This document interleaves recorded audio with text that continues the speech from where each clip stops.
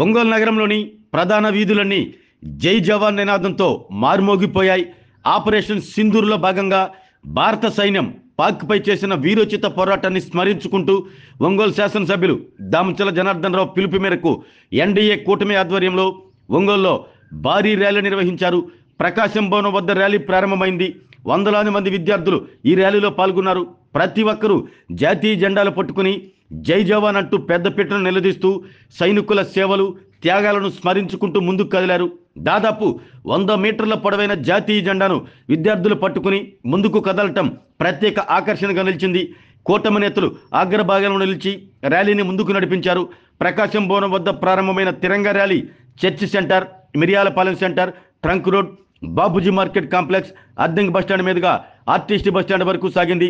ఈ ర్యాలీలో టీడీపీ నాయకులు కామేపల్లి శ్రీనివాసరావు, కొట్టారి నాగేశ్వరరావు, బండారు మదన్, నలమోతు బాలగంగాధర్, పాలూరి వెంకటేశ్వరరెడ్డి, బొడపాటి వెంకట్, కపిల్ బాషా, తెలుగు మహిళా నాయకురాలు, బీజేపీ జిల్లా అధ్యక్షుడు సెగ్గం శ్రీనివాసరావు, నాయకులు శివారెడ్డి, యోగయ్య యాదవ్, జనసేన నాయకులు పాల్గొన్నారు.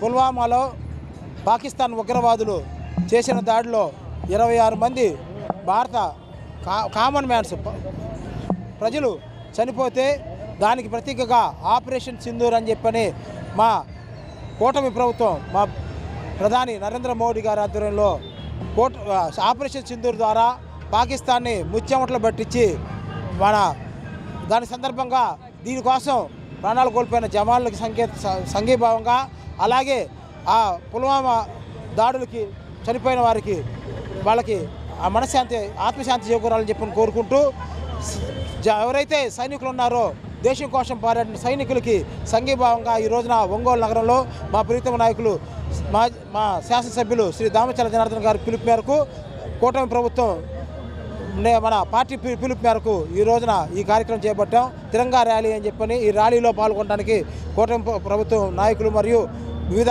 విద్యార్థులు మహిళలు వీళ్ళందరూ స్వచ్ఛందంగా పాల్గొన్నారు. ఈ ఒకటే మేము చెప్పేది, పాకిస్తాన్కి ఇకనైనా బుద్ధి తెచ్చుకోమని చెప్తా ఉన్నాం. పొద్దుగూకులు కవింపు చర్యలు పాల్గొంటే భారతదేశ ప్రభుత్వం చూస్తూ ఉండదు. ఈసారి మటుకి మిమ్మల్ని తుదిమట్టించిన ఖాయం అని చెప్పని దీని ద్వారా తెలియజేస్తా ఉన్నాం. జై జవాన్, జై కిసాన్. జవాన్లకి, పోరాట యోధులకి ఎప్పుడు మేము అండగా ఉంటామని చెప్పి దీని ద్వారా తెలియజేస్తాం. దాడిలో పాకిస్తాన్ ఉగ్రవాదులు జరిపిన దాడిలో భారతదేశానికి చెందిన 26 మంది భారతీయ పౌరులు అమరులవ్వడం జరిగింది.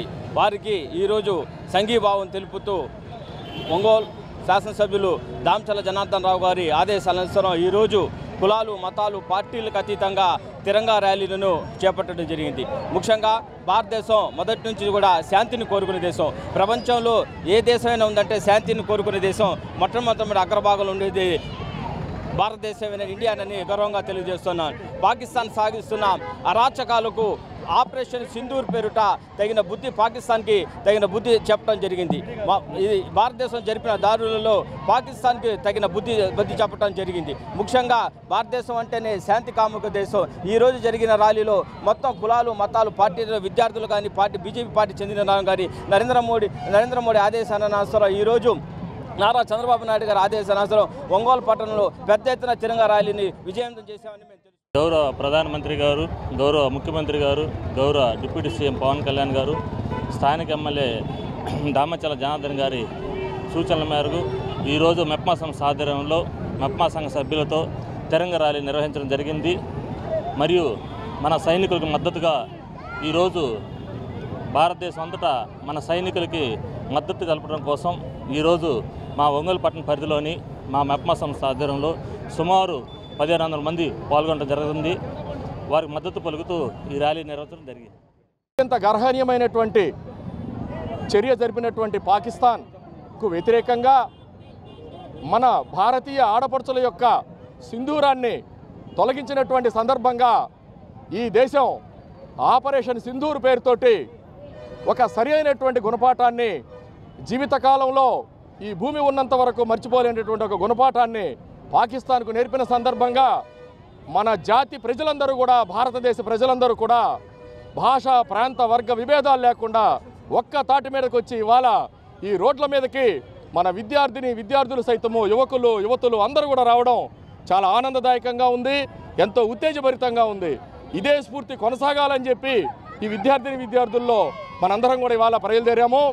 ఈ సక్సెస్కి మన భారత జాతి యొక్క సక్సెస్గా భావిస్తూ ఒక్కసారిగా భారత్ మాతా కే, భారత్ మాతా కే, భారత్ మాతా కే.